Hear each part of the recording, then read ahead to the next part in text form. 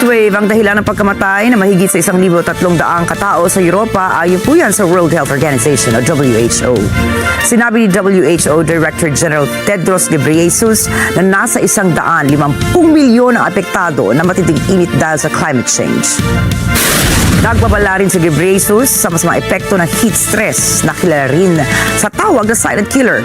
Inamin ng WHO official na karamihan sa mga tirahan, workplace at mga paaralan sa Europa ay hindi dinisenyo para sa maiinit na panahon.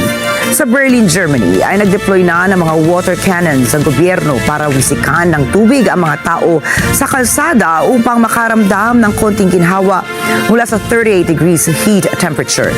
Dahil dito, nakikipagtulungan na ang WHO sa mga European country governments para maibsan ang banta sa kalusugan ng heatwave sa rehiyon. Nanawagan din ang organisasyon sa mga bansa sa Europa na magpatupad ng heat action plans para maprotektahan ang mga mamamayan nito.